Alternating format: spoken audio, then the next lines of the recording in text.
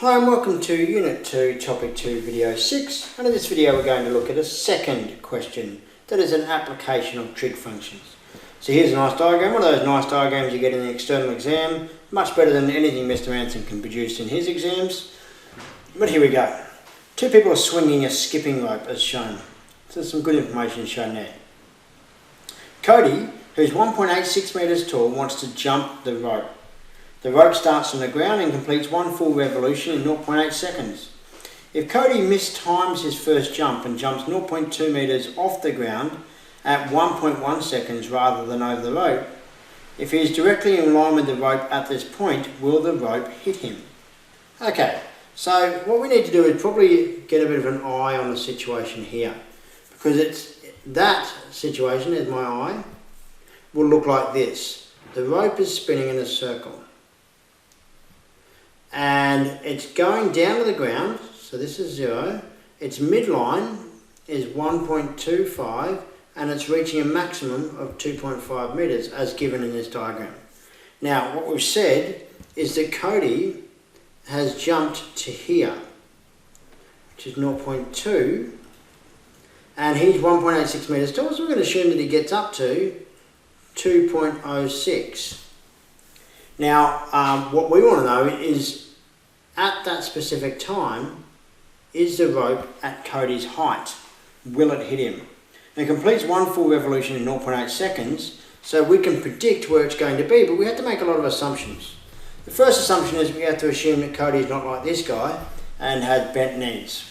So let's assume, worst case scenario, Cody is fully stretched out. Maybe still arms at his side though. The second assumption is that the skipping rope starts at 0. It starts right here. So it's done at 1.1 seconds. It has gone one full revolution around, because it's 0.8 seconds. And it's now 3/4 of the way around to here. And we want to know its height at that point. Now circular motion can be modelled by a trig function. And we know a lot about it.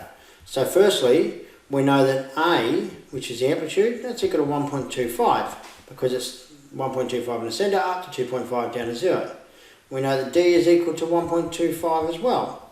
We know that T is equal to 0.8, that's the period, which implies that B, which is equal to 2 pi over 0.8, well, that's equal to 2.5 or 5 pi on 2.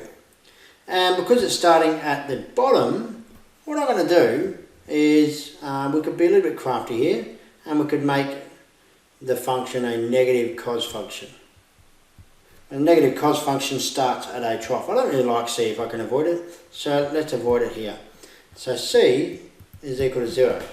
And that means that the model, the height of the rope at that particular time, height of the rope, is equal to 1.25, but it's a negative function, so negative 1.25 cos of B, which is 5 pi on 2 times by T, and then plus 1.25. Now the other assumption we have to make is that blah blah blah, if he's directly in line with the rope at this point. So he's not standing in the middle here, he's standing here. We want to know, is his head there or is his head there, and he's going to get hit in the head. That's what we're interested in. That doesn't look much like a 2, does it? That's a bit better. Okay, so there's our information. At T equals 1.1, I get this. Height is equal to negative 1.25 cos of 5 pi on 2 times 1.1 plus 1.25. I can now do that calculation.